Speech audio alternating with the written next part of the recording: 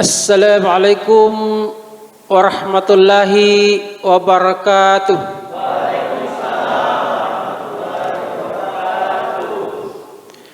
Alhamdulillahi rabbil alamin. Syahrul Ramadan alladzi unzila fihi al-Qur'an hudal linnasi wa bainatin minal huda wal furqan. Asyhadu an la ilaha illallah wahdahu la syarika lah wa asyhadu anna Muhammadan abduhu wa rasuluh la nabiyya ba'dah. Allahumma salli ala sayyidina Muhammadin wa ala alihi wa sahbihi ajma'in. Amma ba'du. Bapak-bapak dan ibu-ibu kaum muslimin dan muslimat jamaah tarawih yang insyaallah sama-sama dirahmati oleh Allah Subhanahu wa taala. Ketika kita bangun di subuh hari tadi, tak henti-hentinya Allah Subhanahu wa taala menitipkan cintanya kepada kita semua. Dan ketika kita mengambil air wudu lalu membasuh muka kita, di situ kita menyadari bahwa ternyata kita masih mendapati diri kita dalam keadaan hidup. Itu tandanya Allah Subhanahu wa taala masih memberikan kesempatan kepada kita semua untuk memperbaiki catatan amal kita dan memaknai kehidupan kita. Maka bersyukurlah kita semua pada malam hari ini karena Allah Subhanahu wa taala masih memberikan kekuatan, kesempatan dalam keadaan sehat walafiat untuk bersama-sama datang di tempat yang penuh mubarakah ini, tempat yang kita cintai ini, untuk bersama-sama memuliakan malam yang ke-25 di bulan suci Ramadan. Bapak-bapak dan ibu-ibu kaum muslimin dan muslimat jamaah tarawih yang berbahagia, bulan suci Ramadan adalah bulan yang penuh berkah, bulan yang penuh rahmat, dan juga bulan yang penuh ampunan. Yang mana di bulan suci Ramadan ini tentunya kita memahami bahwa seluruh amalan ibadah kita akan dilipat gandakan pahalanya oleh Allah Subhanahu wa taala. Doa-doa kita akan dikabulkan atau diijabah, dan bahkan dosa-dosa kita akan diampuni oleh Allah Subhanahu wa taala. Rasulullah sallallahu alaihi wasallam pernah mewasiatkan kepada para sahabatnya dan berkata, satu amalan sunnah yang kita lakukan di bulan suci Ramadan, maka pahalanya sama dengan satu amalan wajib yang kita lakukan di luar bulan suci Ramadan. Sedangkan satu amalan wajib yang kita lakukan di bulan suci Ramadan, maka pahalanya sama dengan 70 amalan wajib yang kita lakukan di luar bulan suci Ramadan. Maka dari itu, di malam 10 terakhir di bulan suci Ramadan ini, marilah kita tingkatkan kualitas ibadah kita kepada Allah Subhanahu wa taala. Seperti yang pertama, janganlah kita lalaikan sholat subuh kita. Kalau bisa kita lakukan berjamaah di masjid. Kenapa? Karena sholat subuh itu adalah merupakan bukti keimanan seseorang.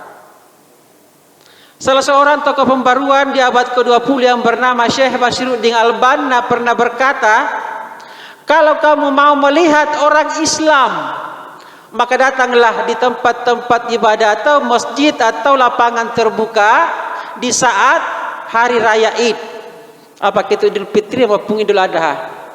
Di situ kita lihat kekompakan atau persatuan umat Islam yang mendatangi tempat ibadah tersebut. Tentunya berbondong-bondong. Kita lihat, terkadang masjid itu tidak muat, lapangan pun terkadang sesak. Begitu bersatunya orang-orang Islam untuk melaksanakan hari raya Idul Fitri atau Idul Adha.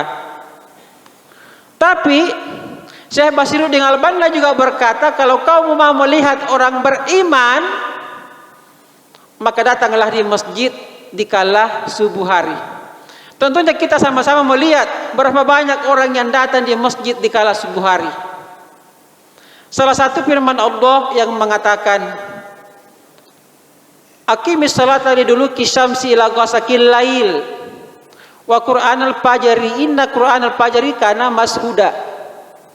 Dirikanlah salat mulai tergelincirnya matahari hingga gelap malam, dan lakukanlah salat subuh, karena sesungguhnya salat subuh itu disaksikan oleh para malaikat. Jadi yang saya garis bawahi, lakukanlah salat subuh karena salat subuh itu disaksikan oleh para malaikat.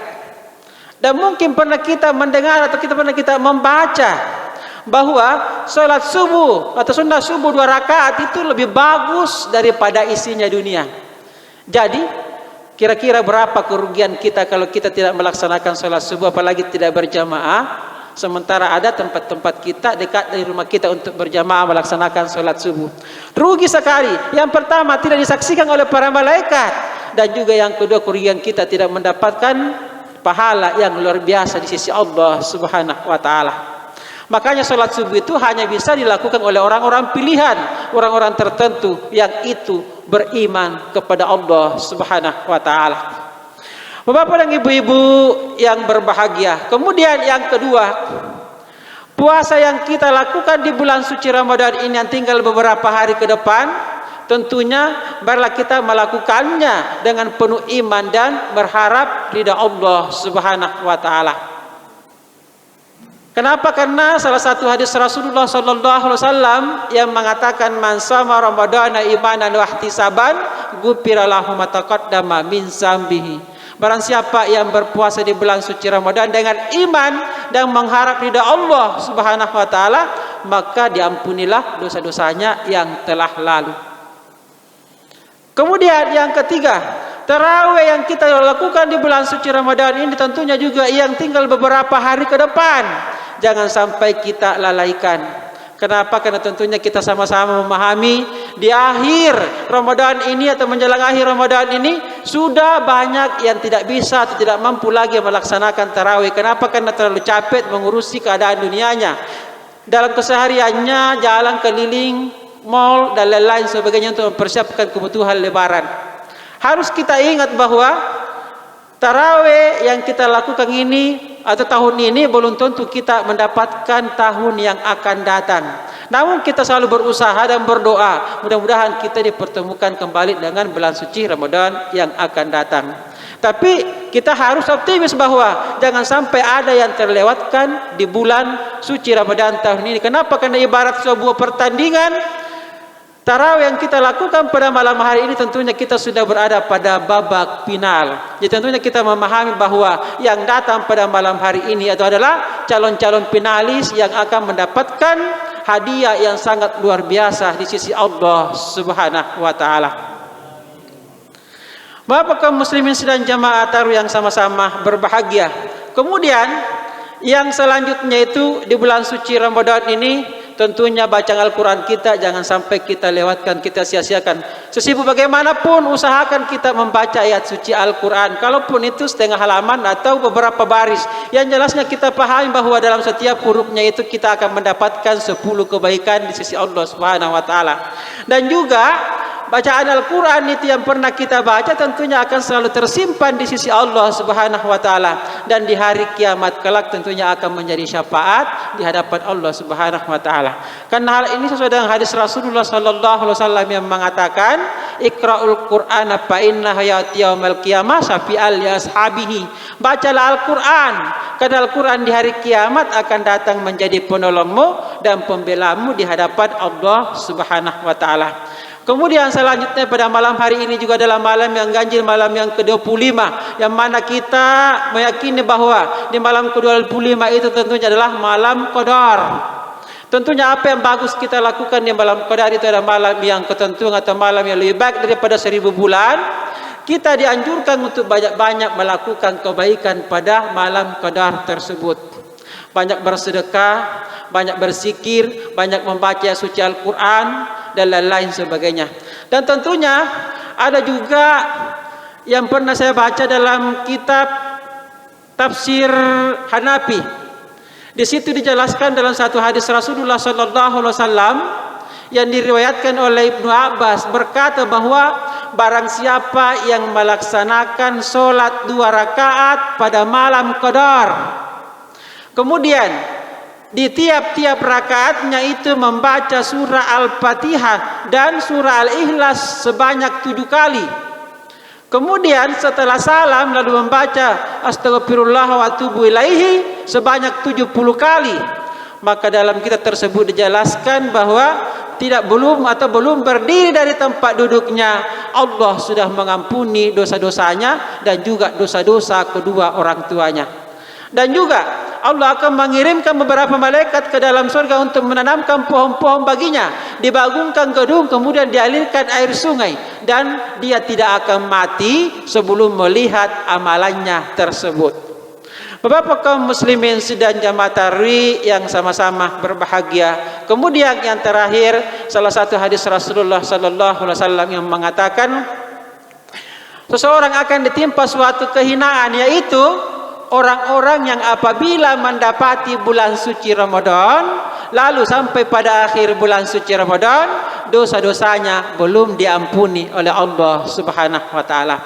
Maka dari itu, karena bulan suci Ramadan itu kita diminta bahwa dosa-dosa kita akan diampuni dan juga doa-doa kita dikabulkan oleh Allah Subhanahu wa taala.